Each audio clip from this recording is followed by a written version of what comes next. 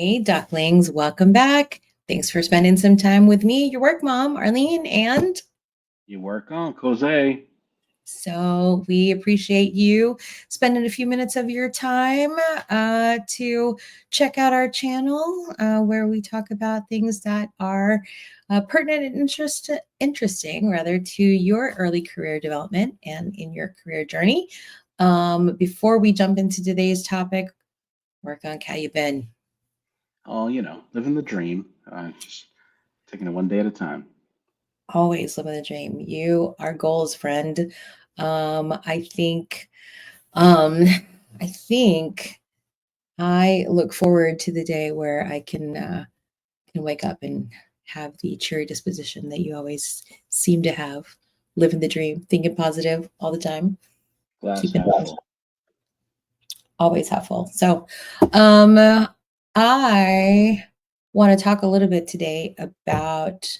I know we talked in the past. Let me step back for a second about taking the opportunity to learn as much as you can in the job place. Raise your hand and really kind of make sure that you ask the right questions. But I want to take a little bit of a different approach to learning in the workplace and talk more about structured training. Um, I think that would be a good one. What do you think, Erkunk? I love that idea. I mean, listen, I'm a living testament to that. I got my MBA while I was doing work, and my job paid for my entire education. It So, took longer than it would have a traditional MBA, but the fact that I got it paid by my job, I would that was amazing to me.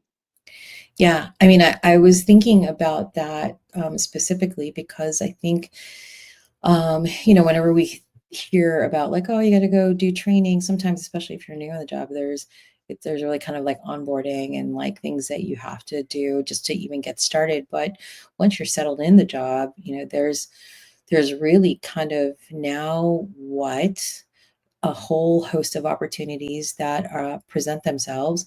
And sometimes there's an aversion to taking training because they think it's just one more chore.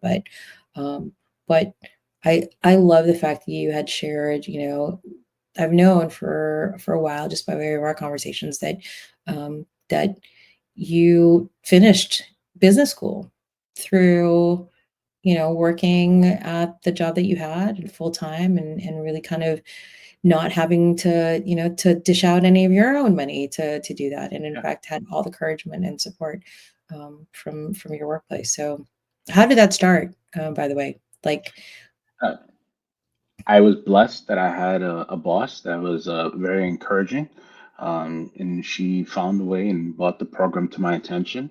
And next thing you know, I went through the whole process of applying and made it into the program. And it ended up taking about 4 to 5 years to do the entire program. But I mean, I did it on my own time and didn't have to pay for it. And it was something that I think it greatly benefited my entire career. I wouldn't take it back for the world.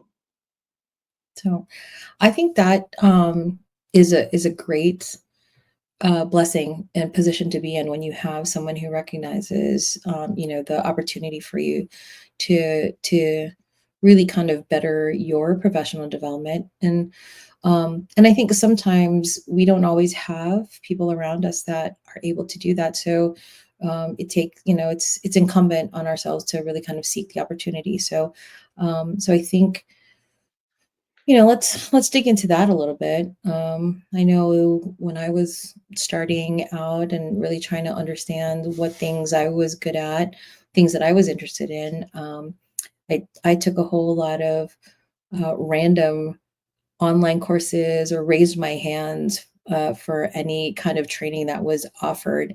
Part of it because I just didn't know, and I just didn't know that I didn't have to. But then I was also really just kind of a nerd like that. I like learning stuff. So even if it wasn't necessarily related to what I was doing at the time, just the fact that it was offered was interesting enough for me to kind of take them up on that. So I think sometimes we are presented opportunities to do that, and we don't always take that up.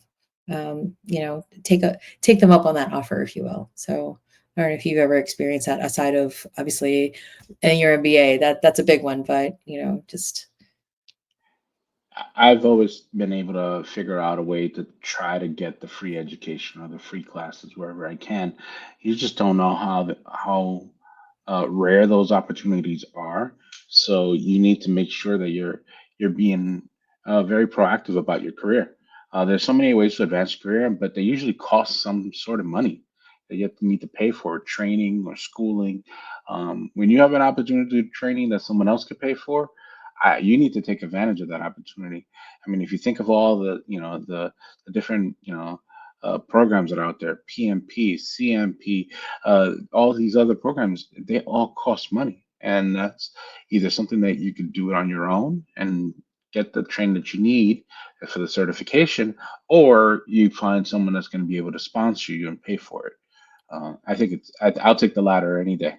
yeah, that's a really great point. I mean, I think especially if you find that in your workplace there is an opportunity to get a type of certification or something that is industry recognized or aligned with a skill set that you want to become an expert in or you want to get proficient in, I think being able to ask your manager, ask colleagues, people around you, if they have any insight to the types of courses or the types of training that are available. Because to your point, I mean, if you did it on your own, that could be hundreds, thousands of dollars sometimes. But because you're with the company, sometimes companies or organizations will tell you outright, hey, you have to do X amount of hours of training a year just to just to stay brushed up on any particular skill sets, and then you have opportunity to figure out what that training looks like. Sometimes if, say for example, you're a CPA, they will pay for you to get recertified or to get relicensed in certain things, and that's an opportunity for you to save money because that's a perk of the job. But what happens when it's not so overt like that? I think in a way it becomes your playground to figure out all the different things that you might be good at or interested in, even if it's something like, you know, taking an advanced, webinar on Excel or Power BI, or say you're not in kind of an office type of setting, maybe it's, emergency, first aid training or something, where there is an opportunity for you to really kind of seek that out, get somebody else to pay for it. And by the way, you're doing it during work time. That's a win all around, I think. Yeah, I also, people don't realize that it is time commitment and it is going to be difficult. But at the end of it, yeah, you're going to benefit from it greatly, and it didn't cost you anything. You can use the new skills on your current job. It'll help you advance in your career. It'll help you move to and when you're ready to move to the next position, it'll make you much more attractive because it shows that you built up skills that you did not have before. Yeah. I think that's a great point, right? I mean, at the end of the day, it's an investment of time, but it's an investment in yourself, right? So the earlier you can figure out what, Yeah. how to really kind of embrace that perk, whether it's overtly written in, kind of the orientation that you got in, or it's just something that you learn on the sly where it's just like, oh, this is a perk that nobody really talks about. Let me just go ahead and take the initiative to get on my own. The sooner you are able to capitalize on that, the faster you'll see a return on that investment of energy and time. And by the way, somebody else is paying for that. So I am a huge fan all day, every day, and I wish that I did more earlier in my career because the la- the further along you get in your career, sometimes some of the things are a little bit pricier. You have to kind of really lobby for that, but usually when you're pretty early in your career, there's a lot of support around. Yep, go forth and go learn some things and then bring it back. And by the way, to your point, you can take it with you in your next career adventure. So Yeah, and at the end of the day, I think you need to be more intentional about your training. Don't just take a course just for the sake of taking a course. See what's offered, see what your company will pay for. Some companies have a commitment for any education that they pay for. Some companies do not have a commitment. So no matter how much they pay, I've seen some people get an MBA paid for by the employer with no commitment afterwards.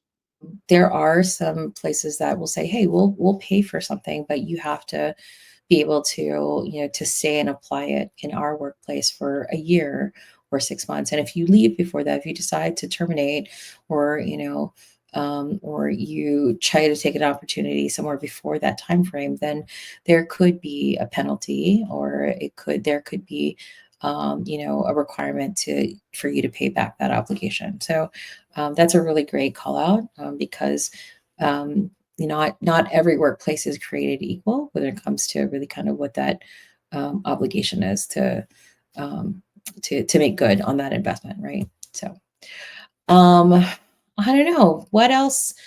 What else should we talk about? I think this is a pretty good I think dive, right? the last point that I want to make on this is this.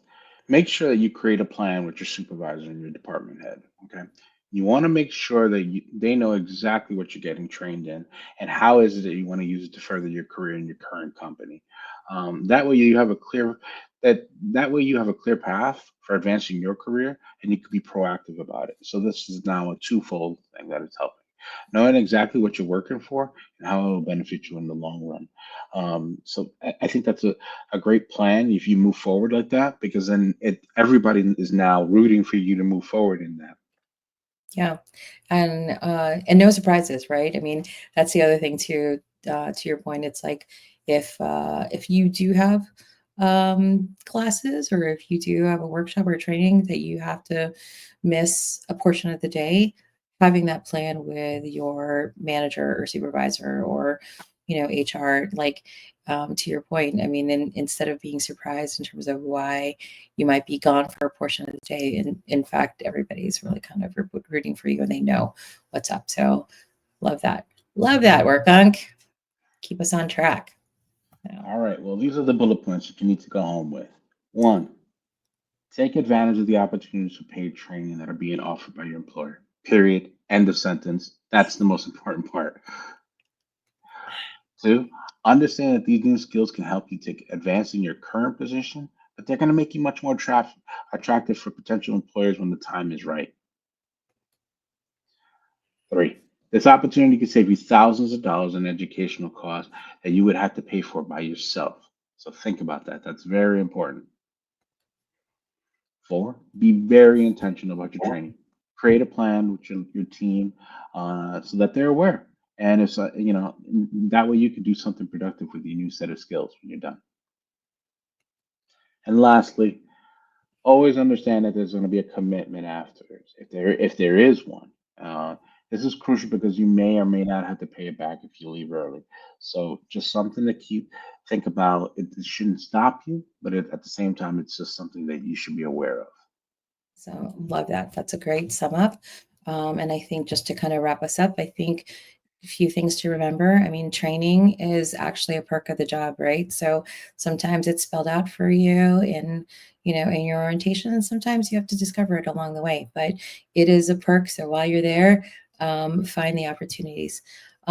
Second thing I would say is that find when you do look for opportunities, look for the ones that deepen your skill sets, or think about really kind of the longer term play, right? It's while there are some things that are super interesting as you're kind of trying to explore some new skills, if for example, that there's something that you really want to build a career in or build a path in, then you might as well go ahead and start to deepen those skills.